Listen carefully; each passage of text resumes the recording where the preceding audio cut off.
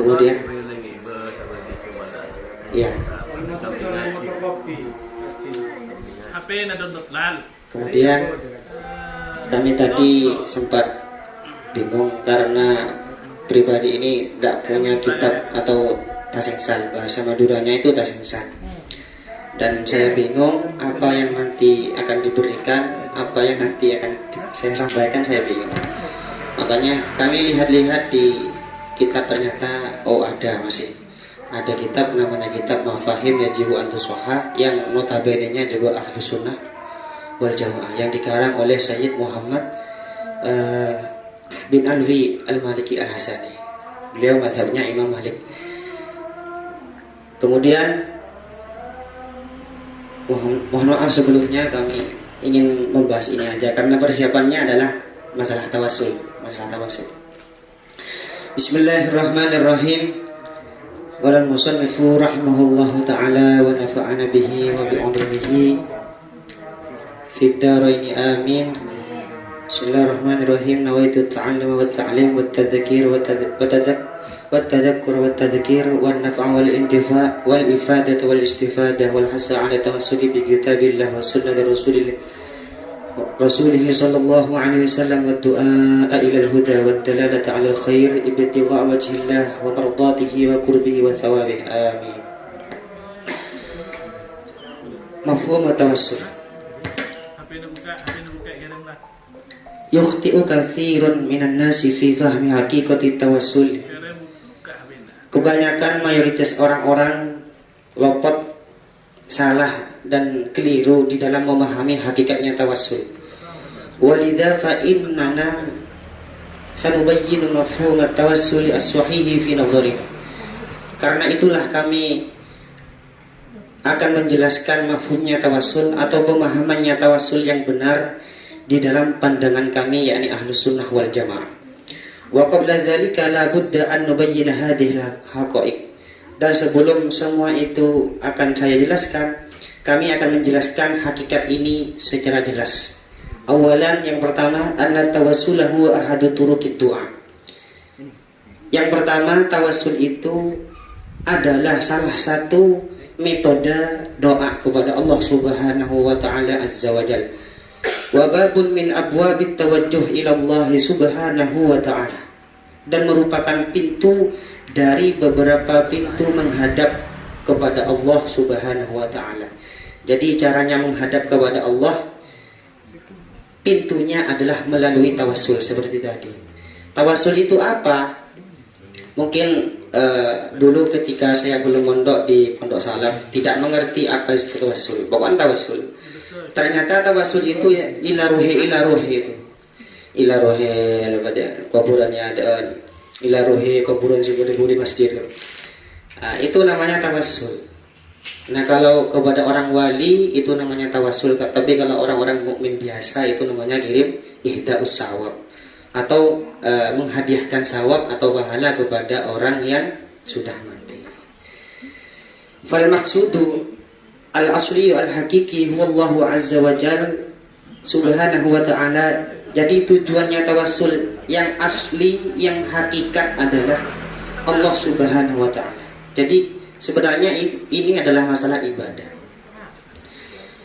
Wal mutawassalu bihi, sedangkan orang yang ditawassuli atau yang disambung hati kita, roh kita atau qalbu kita dengan orang-orang yang derajatnya seperti para nabi, khususnya Nabi Muhammad sallallahu alaihi wasallam, kemudian para sahabat Nabi yang sudah al-mubasysyirin bil jannah, kemudian para tabi'in dan juga para tabi'in dan juga al-a'immatil arba'ah yang sudah dikenal waliyun min auliyaillah. Kita tawassul kepada mereka itu sebenarnya adalah wasitatun wasilah, merupakan perantara dan juga yang menyambungkan diri littaqarrubi ilallah subhanahu wa ta'ala.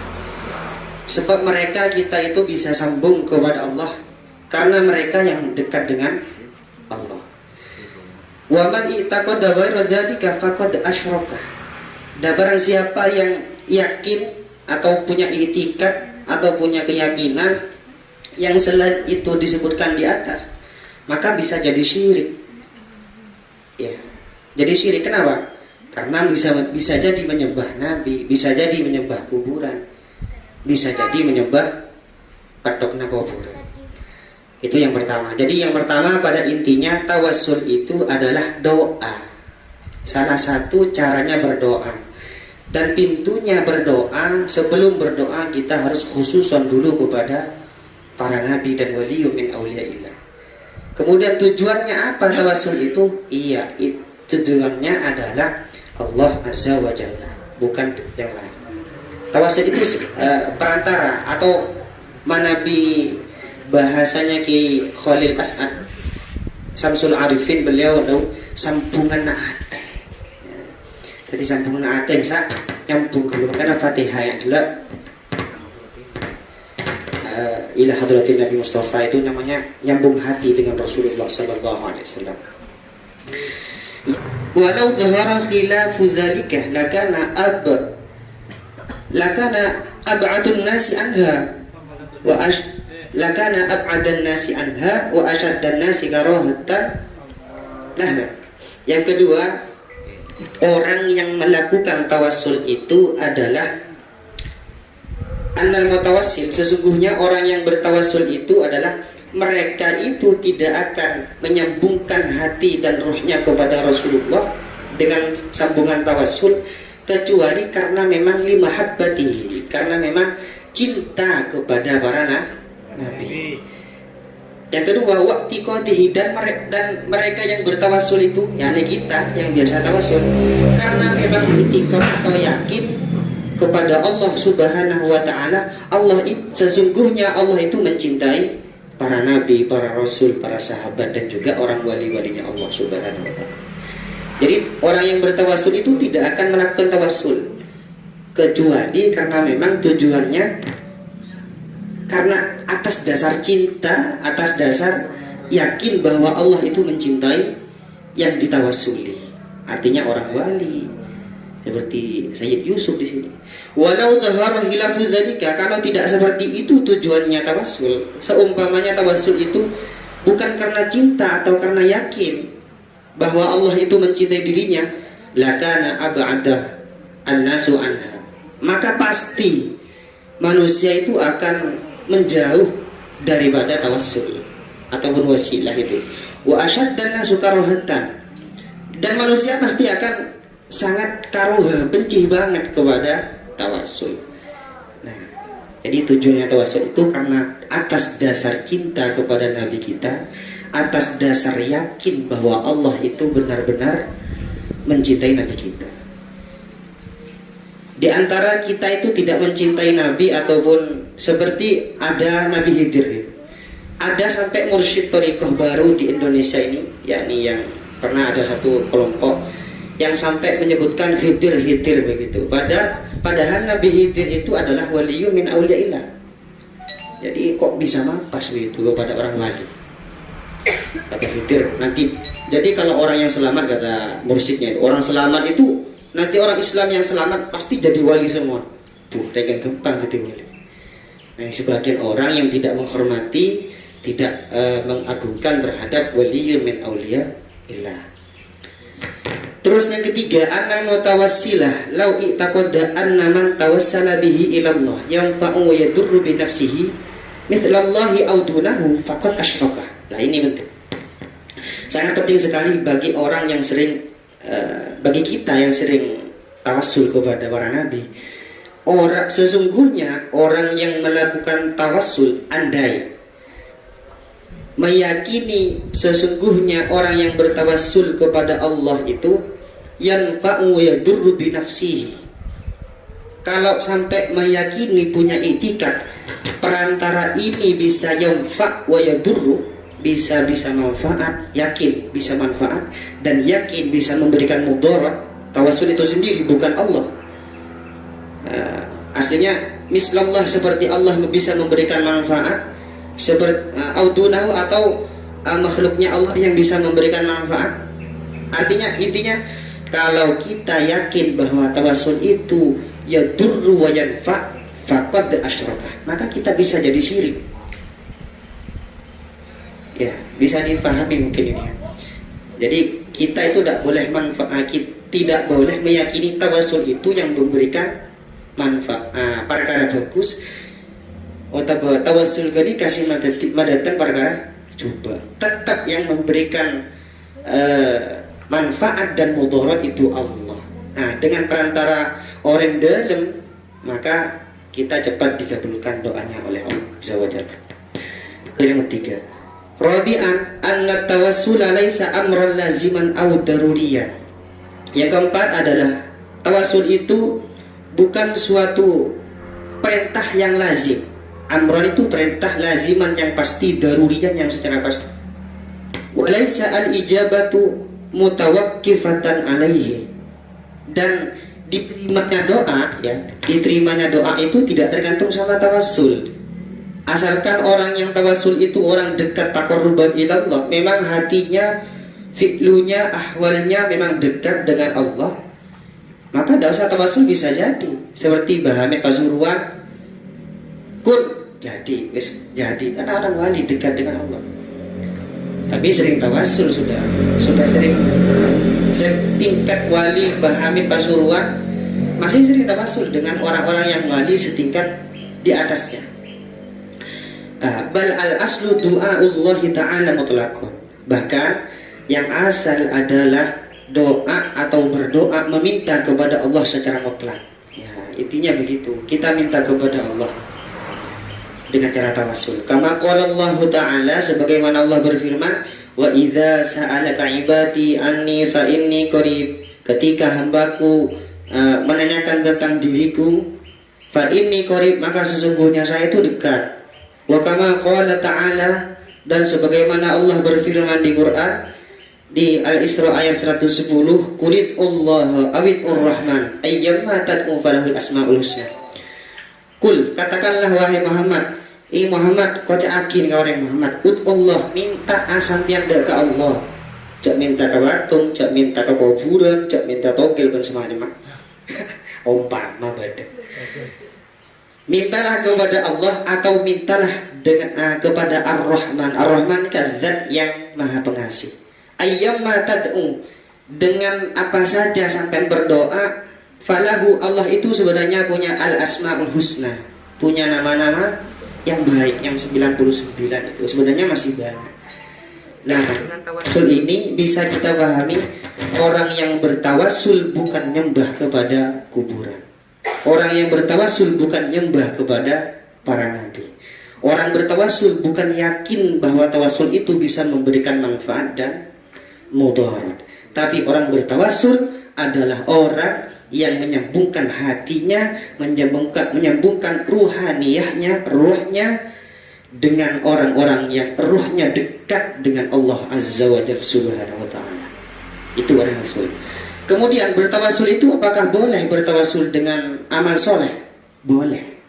Seumpamanya sampean, ini saya sengaja memang mutlak ini, ternyata ada di kitab Riyadhus Shalihin sedikit.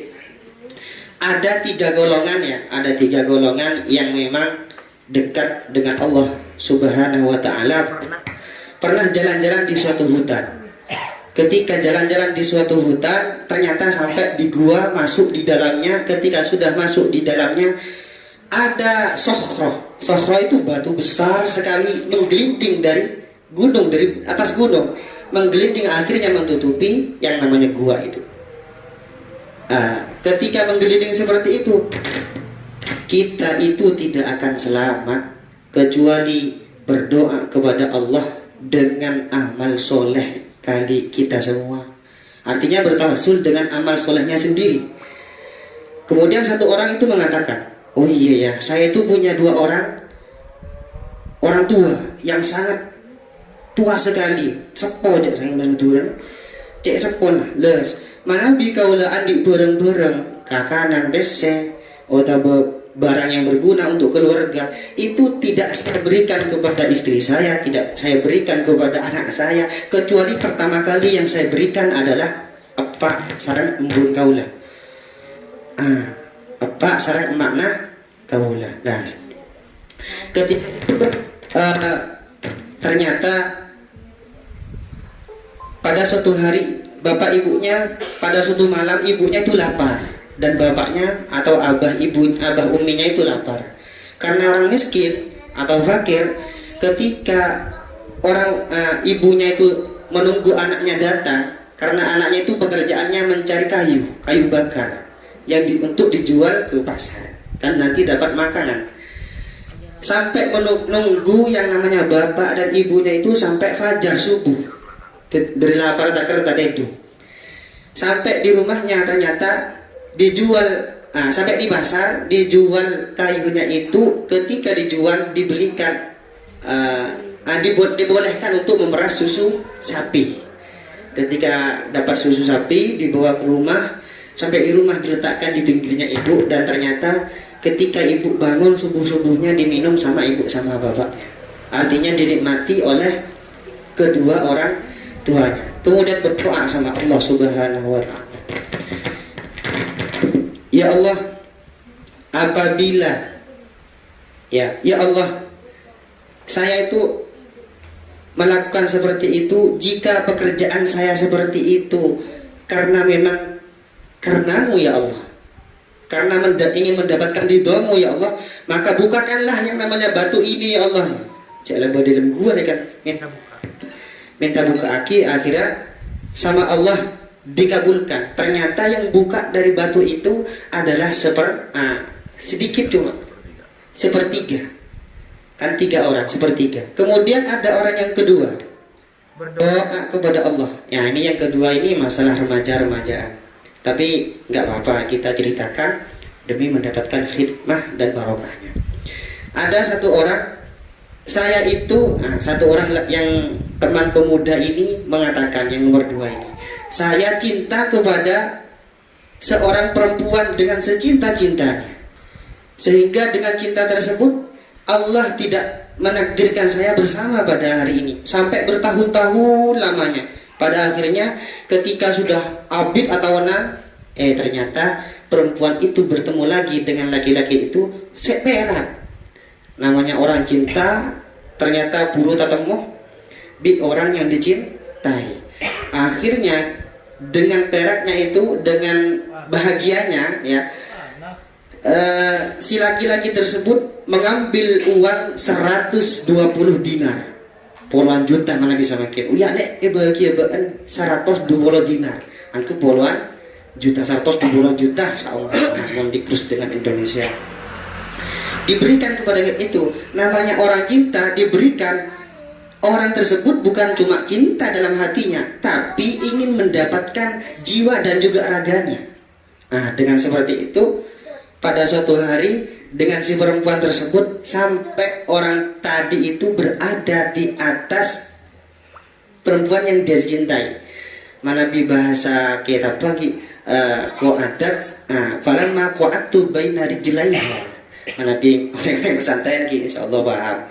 Artinya lah tujuh ni nyatasa sebini. Ketika dia itu duduk di atas, ketujuhin dia si perempuan itu tadi ternyata adalah perempuan soleha, padahal belum kawin lah, tapi wanita soleha. Apa katanya? Ittaqillah wala tafudda al khatama illa bihaqihi. Bah, kak ambulu kak, entek ambulu. Takut abaan ke Allah. Cek sampai bahan pamasok din bahan ria, dek kalobang, dek kacincin, kecuali montakeng kalaban hak, montakeng kalaban perkara halal. Artinya tititan lakeh enggak. Akhir nggak senyaman orang soleh. Segala pemuda tadi ingat fansoroftu anha wa hiya ahabbun nasi ilayya. Akhirnya saya tinggalkan, aduh nak, lala kok gak lakon aja, area perkara dosa aja. Akhirnya insorof nyingke. Walaupun dia itu adalah wanita yang sangat dicintai, yang keburu lah saya lakukan para si ahrom kisah Allah. Lah ketika itu saya itu insiro seperti itu, dan saya meninggalkan uang segala saya bagi ruang tidak maskila bagi dubol atosan 120 dinar, biarkan sudah. Nah kemudian mengatakan pemuda ini kepada Allah, ya Allah, mana bi kelakuan kau lah arabah ni kalakin zina kak dinto teti, karena ngarep dak di dana ajunan ya Allah, maka buka akim betul si beda nikah kalaban amal aku si bagus nikah. Ternyata buka air set sakone. Air set nangguan. Ketika air set, satu pemuda lagi mengatakan, oh iya nak, nomor 3 itu ada pemuda lagi yang ketiga itu pernah mengatakan seperti ini. Oh iya kawan, saya itu lembek pernah apa aku otaba ngunceng tokang bangunan. Kemudian setelah selesai anakku, diengko ibri kepilah senyaman ongkos. Kecuali si situng dia tarokah, artinya meninggalkan tadi itu entah lupa, entah bagaimana tak menerima senyaman ongkos. Artinya bajarnya tak menerima kan. Nah, pada di lain waktu ternyata si laki-laki itu tadi boleh. Oh iya ku, lah kok mau nina senyaman ongkos kok? Ada ya kita ekonomi. Atanya kasih yang ucap.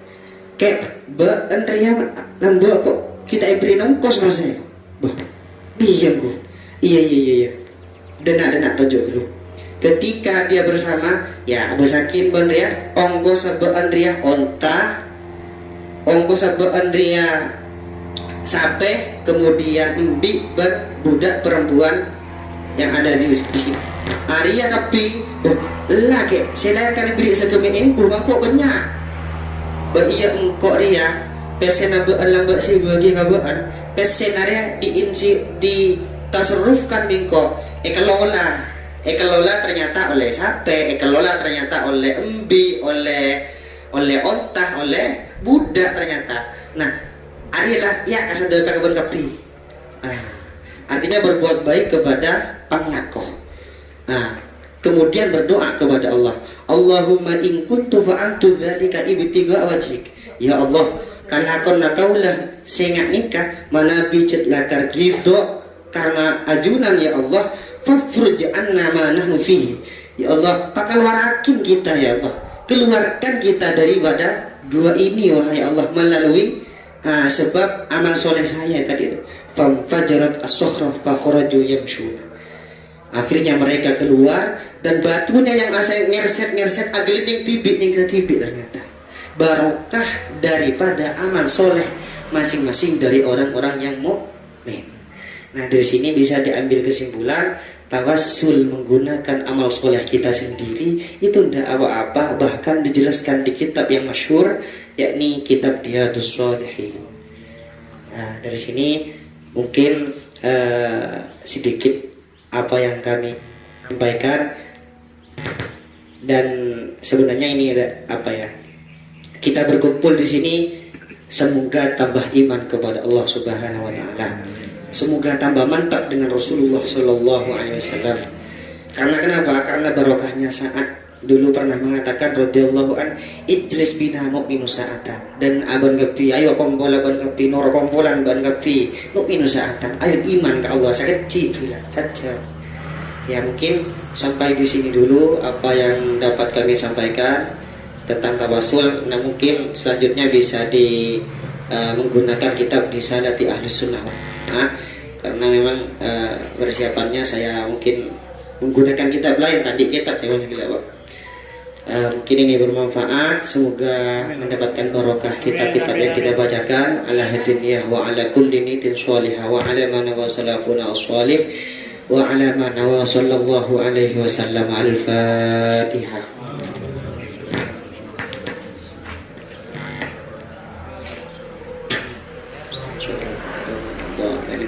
wal afu minkum billahi taufiq wal hidayah wal ridha wal inayah. Assalamualaikum warahmatullahi wabarakatuh.